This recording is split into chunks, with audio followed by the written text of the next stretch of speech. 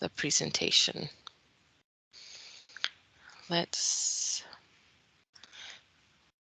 Okay. All right, any other questions or requests before we start? You're good. Of course, if I am talking too quickly or there is something you don't understand, just raise your hand using the interactions or say something in the chat and I will clarify or try to speak more slowly. So let's go ahead and dive into today's presentation. So first, we're gonna look at what to do before you meet and how to get ready for a meeting. Of course, you've maybe all heard about this term, the agenda, the meeting agenda. The agenda is, in English, the list of items or topics that are to be discussed in a meeting. You might find this word maybe a bit confusing because in Spanish it has a different meaning. When we say like it's similar to the meaning of calendar, but in English the meaning is the list of topics to be discussed during a meeting. So ideally, you should set an agenda or receive an agenda before your meeting. If you are in charge of the meeting, it is of course your job to let people know what the topics in the meeting are going to be and to set the agenda. And often you want to ask the people participating in the meeting for their input if there is anything that they would like to add, anything they would like to discuss. So if you want to ask the people you've invited to the meeting for input, you can send them an email saying something like, "Dear all, in preparation for the upcoming meeting on Wednesday, I'm creating the agenda and I'd like your input. Please send or submit your items by Monday. Feel free to email or phone me with any questions. Thank you." So this way you can open the agenda to all the other people invited so you can add their ideas. Once you've received everyone's response and you know what you want to talk about, you should of course set the agenda and then share it with those people you've invited. And to do that, you can send people an email saying something like, "Please find the agenda for Wednesday's meeting attached. I'm sharing it so everyone will have time to prepare in advance so we can have a successful outcome to the meeting." So it is important, if you can, to set an agenda because it will ensure that your meeting will be as productive as possible, or at least people will stay on the right track and your meeting won't get derailed. If you're a participant, then it is not your job to set the agenda, but you should receive it ideally. But in some cases, things fall through the cracks and maybe you haven't received the list of topics. So then you can ask the meeting organizer for a copy of the items that you're going to talk about. And you could send them an email saying something like, "Hi, I see you have invited me to the meeting on Wednesday. Would you mind sending me the agenda? I'd like to prepare ahead of time so we can have the best outcome." So this way you also show the person that you're having a proactive attitude towards the meeting and you do want it to be as effective as possible. So you have received the agenda, you know what you're going to talk about. So now it is time to prepare yourself. And sometimes it helps to prepare your key points. One of the most difficult things about attending meetings in a different language, in whether it's a second language or a foreign language, is that you have to think about what to say and how to say it at the same time. And this can be hard because it takes a lot more brain power, let's say. It can make you nervous. So in the end, you might feel like you didn't say what you wanted to say, or you forgot to mention one point that you knew you wanted to bring to the meeting. So it's always good to prepare your key points if you can ahead of time. And for this, there are some questions that you can ask yourself before the meeting that can help you prepare. So these questions that you can ask yourself are, what updates do I need to provide and what are the key details. So am I expected to update the people in the meeting about what I have been doing? Are there any key or very important things that I should mention? What ideas or questions do I want to bring up? So maybe I need some help with something, or I have a question about a topic. So it's good if you think about that ahead of time. What issues do I want to discuss and resolve, and why are they important? What challenges am I facing that I need help with or a decision on? So maybe you have found that there is an impediment to your work, or there is a blocker in the way, and you want to bring this up in the meeting. And finally, who do I need to thank or acknowledge? So is there anyone that I need to thank for the work or acknowledge for something that you have done? And of course, not all these questions and points are relevant for every meeting, right? If it's just a brief update meeting, a lot of these topics you won't need to mention. But nevertheless, it is helpful to sometimes think about these things beforehand. And as you are preparing, while you're thinking about these questions, it can help to write down key words. So I'm not saying write down full sentences of what you would like to say in the meeting, but just note down a few keywords of what you want to mention, so you don't have that weight of having to remember everything that you want to say, because often, especially when the meeting is in a second language, we are so focused on what we want to say, on remembering how to say it and what to say, that, for example, we don't listen to what others are saying. And this can in itself lead to confusion, and then you lose your place in the meeting, you need clarification. So sometimes having these keywords written down can help you relax a little bit, and not be as stressed. Even if you don't use them, they are there to help you if you need them. So of course, bring your notes to the meeting so you can reference them easily. And finally, maybe write down one or two phrases that you want to use. So today we're going to look at a lot of phrases that you can use, and the best way to acquire new vocabulary is to make a conscious effort to use it in a real life situation. So maybe you think, okay, today I want to say this.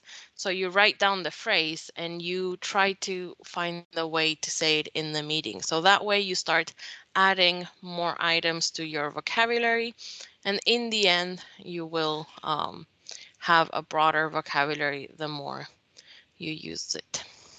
So you have prepared for your meeting, everything is ready. So it's now Wednesday, it's time for the meeting. So we're going to be looking throughout the presentation at different roles. So you can be the host of the meeting, where you are in charge, where you are inviting people to talk, or you can just be a participant. So a lot of these phrases you can use when you're the host, and some of them you can use when you are the participant. So we're going to be looking at how to open your meeting to start off on the right foot, to set a friendly and productive atmosphere. I think this is a very important part. Sometimes we go very quickly through this part, but it's good to take the time to greet everyone, to state the purpose of the meeting, and to set some ground rules and pave the ground for productivity. So first of all, you want to greet everyone, and this might be common sense, but it's good to go over some phrases and things that you can say when you're saying hello to people, because you want to create this open and friendly atmosphere and make people feel comfortable. So you can say something like, it's great to see everyone here this morning. Thank you all for taking the time to attend or come today. Thank you for joining the meeting. And then, of course, you want to check that everyone that you have invited is in fact there. So you can ask, is everybody here? You can acknowledge if someone is missing by saying, I think we're all here apart from John, who is running late. Or, okay, we'll just wait for a couple of minutes and then we need to start. So it's good to let everyone know that we are starting soon. And finally, okay, we're all here now, so let's start. So you've said hello to everyone, and maybe this is a new team or there is a new member joining. You are the new person in the meeting. So it is good to introduce yourself or ask for introductions. So if you're asking for people to introduce themselves, you can say something like, before we dive into the agenda, let's go around and introduce ourselves quickly. Please share your name and job title. And these are, of course, the most important things in these sorts of meetings is your name, your job title, and maybe the organization or company that you're with. You can say something like, I know most of you, but I see a few unfamiliar faces. Before we start, let's do a quick round of introductions. Let's go around and introduce yourselves. Or maybe there is one particular person who has joined the meeting and you want them to introduce themselves. So you would say, Sabrina, would you like to introduce yourself? And finally, a very brief and short way to ask people to introduce themselves is, can I just ask your names and positions? So to introduce yourself, you want to say something like, hi everyone, my name is Lucia and I am the English teacher at Applica Corp. Usually it's better to keep it simple and straightforward, not make it very complicated. People just want to know who you are. And of course, you want to end on a positive note. So you can say, hi everyone, my name is Lucia and I'm the English teacher at Applica Corp. I'm happy to join you all today. I'm thrilled to be a part of your team, or it's a pleasure to meet you all today. So you've greeted everyone, you've introduced yourselves, then it's good to establish goals and ground rules. So what do I mean with this? It's good to provide a brief overview or review of the agenda. Ideally, everyone would have looked at the agenda, or everyone that is at the meeting will know why they are there, but you still want to remind people in order so because having this fresh in their minds will keep them more productive and make the meeting more effective. Just making sure that everyone is on the right track and has a clear purpose in mind.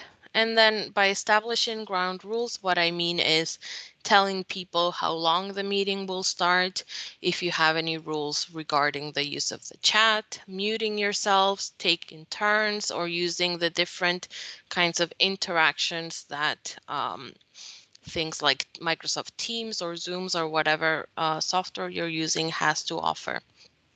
Of course, if it's a team that you've had many meetings with, this is not something you have to go over every time you meet, but sometimes it's helpful to do so. So to establish your goals, you can say something like, our goal today is to reach a decision on this matter. We have a few items to discuss today. The first is the second, and then you would go on to list the topics that you're going to talk about.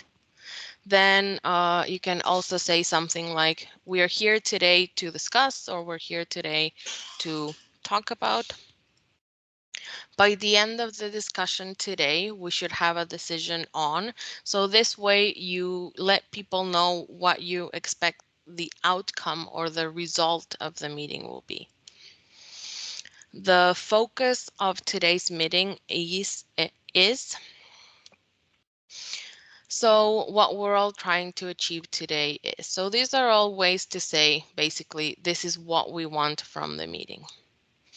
And finally, telling people how long the meeting would take. We have just under an hour for the meeting, or I plan to end this meeting no later than 11. So it helps to let people know how long they can expect to be there.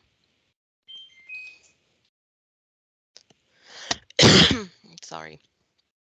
So next, I'd like to talk a little bit about signposting. Signposting is this idea that you use certain words while you're speaking to let people know where you are in your thought. So to guide the listener through what you're talking and to order your thoughts, to put them in an order. And this makes it easier for people to understand you. It makes it easier to maintain people's interest when you speak, and it helps people follow the meaning of what you're saying. So signposting, like you can see in the image here, is using these kinds of words. Saying first, we're going to discuss, second, third, fourth. So words like first, second, then, next, finally, let's start with, and now, by the end of our discussion today. So of course, these you can use at the beginning to let people know the order of the meeting and the points you will be discussing, but it's good to use them throughout. If you're explaining an argument, if you're saying your opinion or your idea, it's important to use these words. And finally, you have established all the rules and the goals of your meeting, so then it's time to start. So you can say something like, let's start with the first item of the agenda, or okay, let's start by looking at the first point on the agenda, and let's dive in, or let's get started.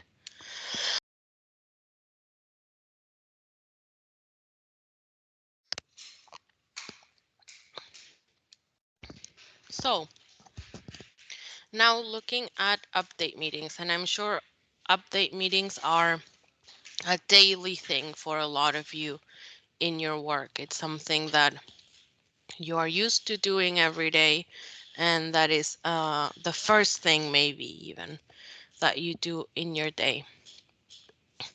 So the purpose of an update meeting is to report on progress, to let your team know where you're at, what you have done, and what you will do. So it is important when you're reporting on progress to keep it structured, to think ahead of time of what you want to say, to go in order. So ideally you want to say first what you have done, then what you're doing today, and then what you will do. And apply the KISS principle. I don't know if you have heard of the KISS principle before, but it means to keep it short and simple, or the less politically correct way term would be keep it simple, stupid, but keep it short and simple is the nice way to say it. So this means be specific and concise. Don't feel like you need to go into a lot of detail, because this is not the place to do it. Right now is just letting people know briefly where you are with your work. And it is important that you use past tenses to report on work and progress. So one common mistake that people often make in a second language is they use the wrong verb tense. So during an update meeting, it's particularly important that you pay attention to use the past when you're talking about the work that you have finished, when you're talking about yesterday or last week, to use the present to talk about what you are doing right now, and then to use the future to talk about the things that are coming up. So to use past tenses, you can say I have been working on, yesterday I was working, or I worked on, and I finished. So just so you keep in mind that verb tenses can be very important in this sort of meeting, and it can lead to confusion if you use the present instead of the past, for example. So when you're providing a daily update, we're going to look at, let's say, two options. The first one is everything went well, you don't need any help. And the second one is if something went wrong and you're facing some blockers or something that you need help with. So before, you should always answer 3 questions when you are giving an update. What did you do yesterday? What will you do today? And are there any impediments in your way? So ideally, these are the 3 things your team needs to know during an update meeting, and the 3 things you should answer with what you say. So if everything went well, you would say something like, yesterday I was working on task 1, with that task done, I will work on task 2 today. There were no problems. So you can keep updates very brief, and often these sorts of meetings are of a very short nature, so nobody is expected to talk a lot. And it can also happen that you have a problem and can't solve it yourself. So then you would say something like, yesterday I was working on task 1. As it turned out, I need, and then you would say what you need. I need help, or I need access to something. To continue today, I will need help, or mention the way someone can help you remove this blocker. So again, be very straightforward about what the problem is and what you need to solve that problem. So next, we're going to move on and look at how to get involved. So these are phrases that you would use to express your opinion in a meeting, for example, a brainstorming meeting, a discussion meeting where you're supposed to discuss an issue or a problem, or even a decision-making meeting. And we're going to look at how to speak up. So how to say your opinion and intervene during a meeting. So first, you have to listen very carefully for the right moment. And often when you're in a meeting that is not in your first language, you are supposed to point,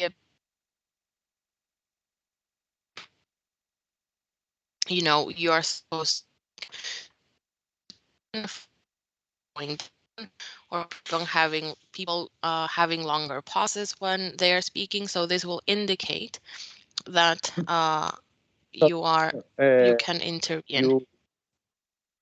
you Sorry. broke for a brief moment. Okay, yeah, I can see my neck. I think teacher we lost connection. Am I back? Can everyone hear me now? Yeah, you're back, but I think we Yep. lost connection, and I don't know where Oh, where what you are. point? At what point was the connection I think lost? no, 1 minute ago. No problem. I don't know Okay. At the beginning of someone the need. Yes, we lost you at the beginning. We lost you at of the the beginning beginning, of teacher. his life, right? The next one. Okay. S- Okay. So I was saying we're going to look at how to speak up and intervene in a meeting, and that sometimes when it's not your first language, or you are in a meeting where people are speaking a language different to your mother tongue, it is hard to interpret when it is the right moment to speak up.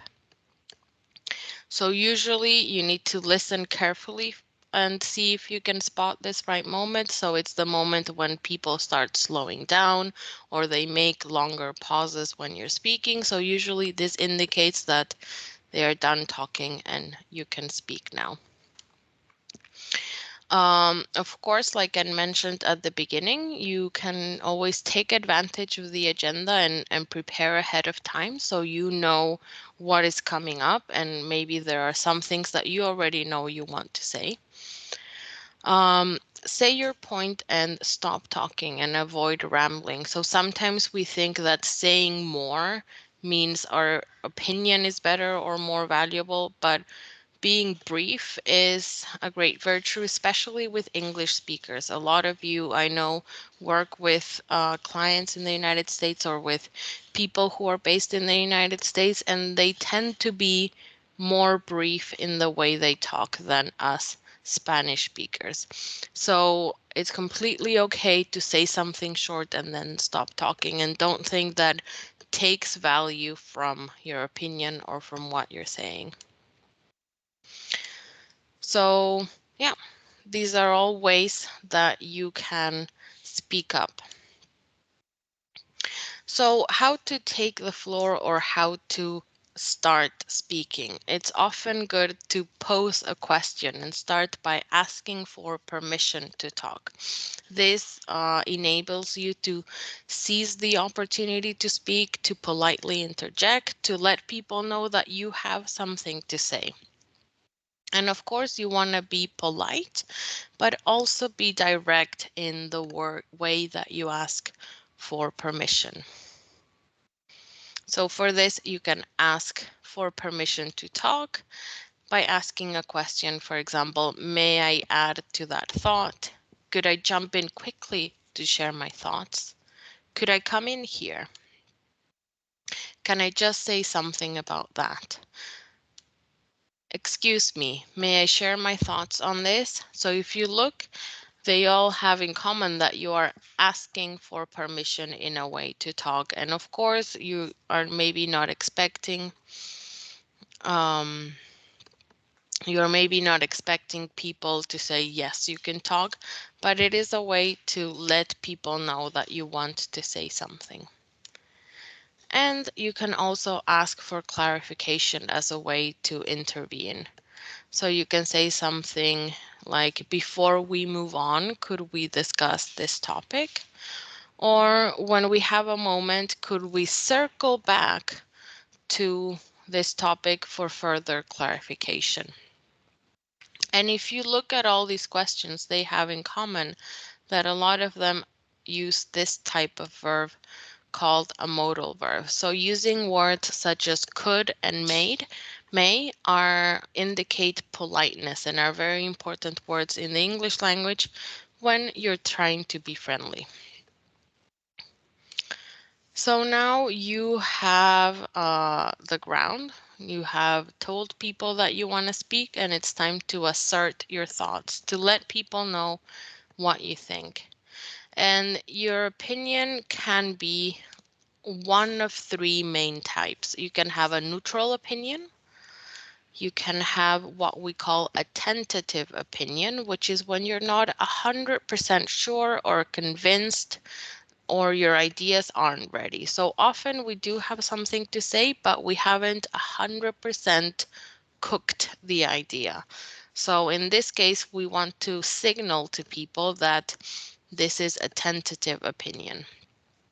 And finally, you can have a strong opinion where you believe that this is the right thing to do and you're convinced that is the right path.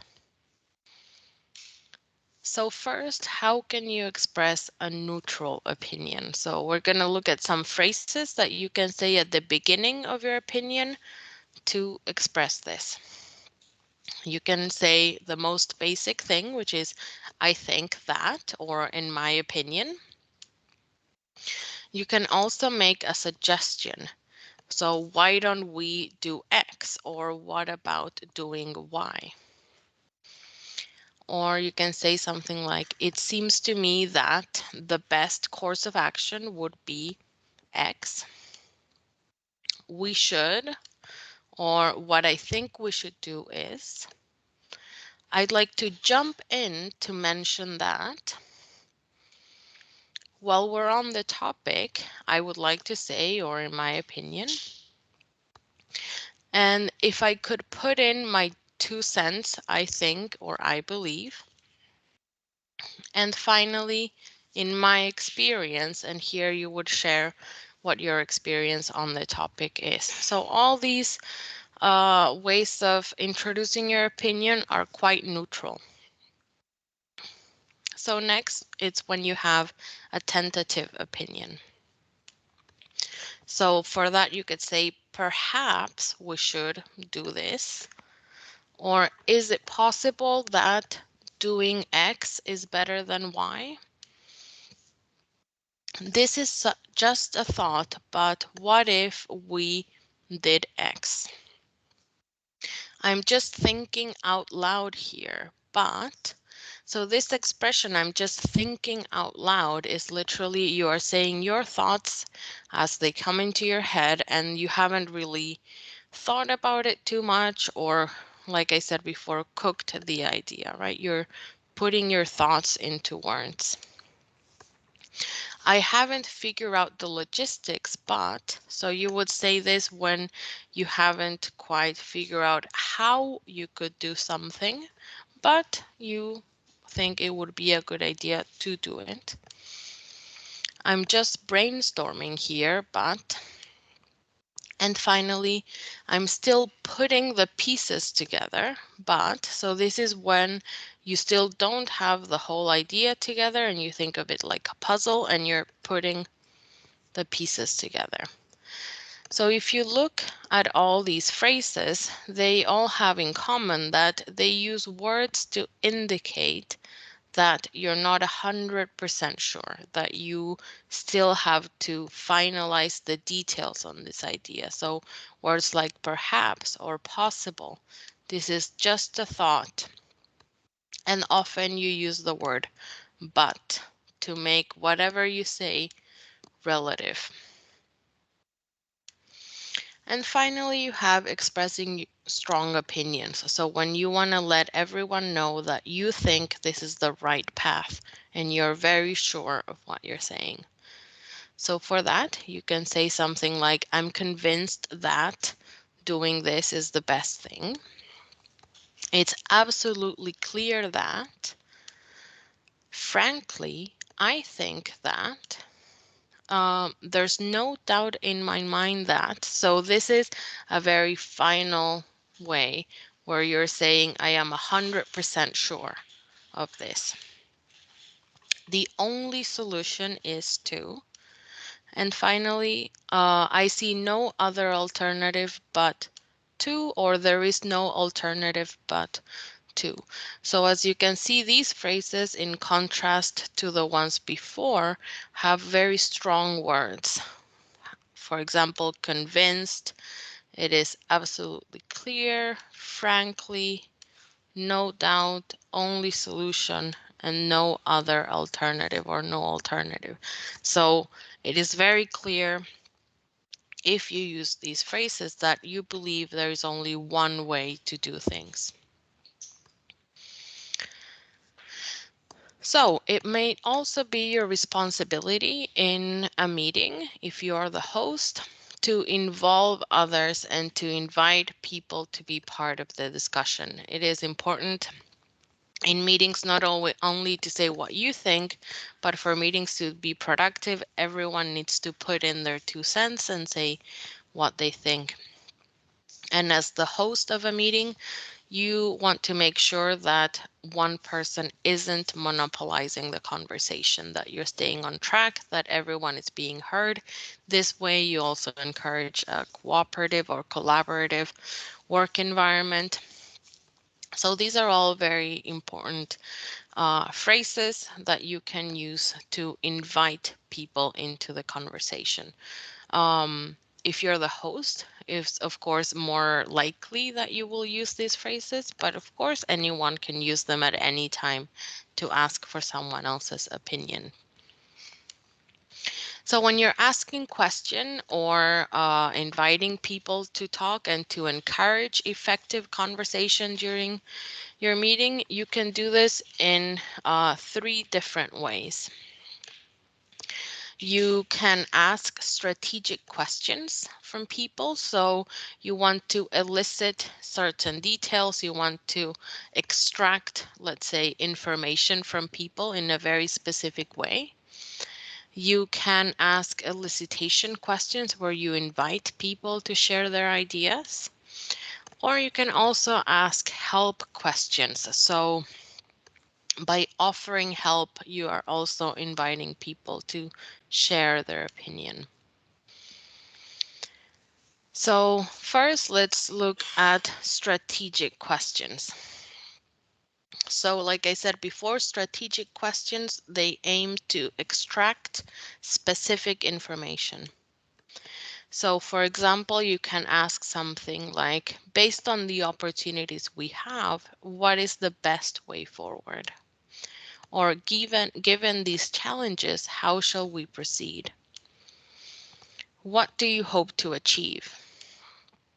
How can we apply that approach? What's the main problem as you see it? What are our options?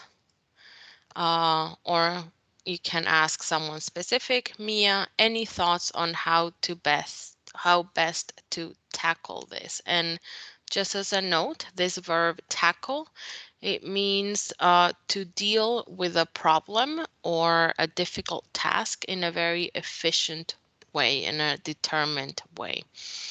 So these are all questions that you can ask the people in the meeting, so they will give you specific answers or solutions to problems that you are facing. And finally, what approach do you think would work here, Andrew? The next group of questions are elicitation questions. So these are questions where you invite people to speak freely and openly about their opinions. So you can ask everyone in the meeting, what are your thoughts on this? I'd like to get your input on this topic. What does everyone think? Does anyone have any comments? What are your feelings on this? Any reaction to that? So this last question, these last two questions would be in response to what someone said. And then you can also ask someone specific. So maybe someone in the meeting is being very quiet. Someone, has a hard time often interacting in meetings, or maybe you do want someone's specific opinion because of their expertise or their experience and knowledge. So you want to invite them to talk. So then you can say something like, I'd like to hand it over to Sarah, who can share her thoughts on this topic. Or Tom, would you like to offer any information on this? And finally, Clara, would you like to comment here? And the final group of questions are help questions. Like I mentioned before, these are questions that offer your team help to see how you can better solve a problem. So help questions can be something like, what would help you the most right now? What can I do to help? What resources do you need to take your project to the next level? Or what do you need in order to move forward? So what do you need in order to advance in what you're doing? So now you've had your meeting, everyone has said what they want to say, and it's time to end the meeting. So we're going to be looking at how to end the meeting and calling for actions in order to make your meeting more productive. So first, how do you end a meeting? You need to conclude the meeting, summarize the main points and takeaways of what was said during the meeting. You want to establish actionable goals and look to the future. So ideally, if a meeting was productive, everyone would leave the meeting knowing what to do next. And if you have a follow-up meeting, they would know what they have to do in the meantime. And finally, you want to thank everyone for being there. So you need to conclude the meeting. This means you want to let people know that time is running out. You don't want to just say goodbye and that's it. So it's good to let people know that the meeting is coming to an end. And to do this, you can say something like, we've only got a few minutes left, so let's wind things up. And this verb, to wind things up, is a phrasal verb that means to gradually or finally come to a conclusion. So you're signaling people that you want the discussion to end. Anything anyone else wants to add?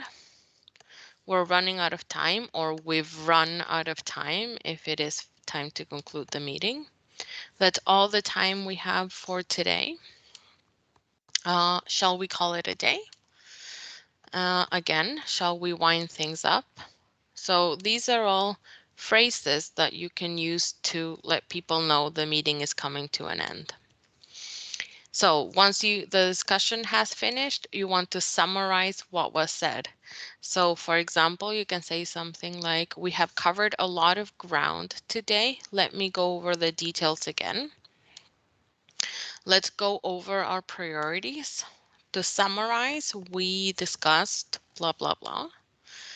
To quickly recap, or just to recap. So recap means something like review or to go back and look at what was done. So these are all things that you can say to summarize. And next thing you want to do is to give the people in your meeting action points. What this means is you want to let them know what they need to do next. So you can say, so in the next few days, we need to have finished doing X, or we need to do X. We need to do this by next Friday. So June, you're looking after X. Alex, you need to do X.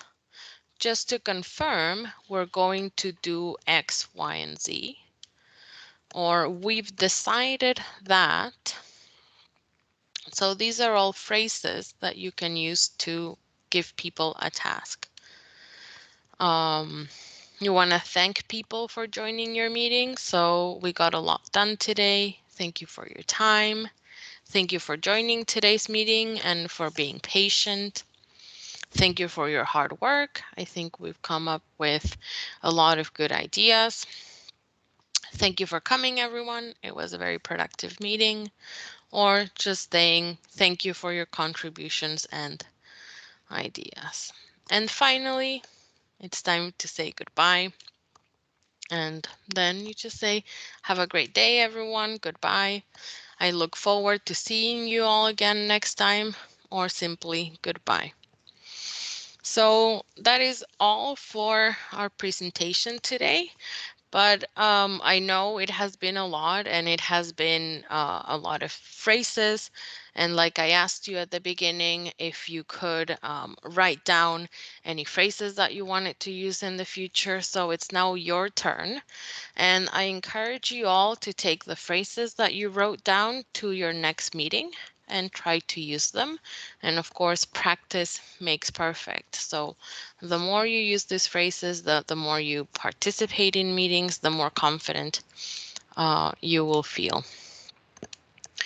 So that's all, folks, for today. Thank you for coming. Thank you for joining. And hopefully I will see you next Thursday next Wednesday, not Thursday. Wednesday, Next yes. Wednesday, the 24th at the same time for the second session of this special edition of Applica Academy, where we're going to look at what to do when things go wrong. So sometimes we prepare, we do our best, but we still run into problems during meetings. So we're going to be looking at what to do when you don't understand someone, when you don't know what to say, when you run out of time, or things like that. So hopefully you have found something useful today. We will be sharing the material, and see you all next week. Bye bye. Thank you, Bye. teacher. Hi, Bye. teacher. Thank you. Bye. Bye, Thank you. Lucia. Bye Bye bye. bye. Bye. Thank Thank you you. very much. Thank you. Bye. See you next week.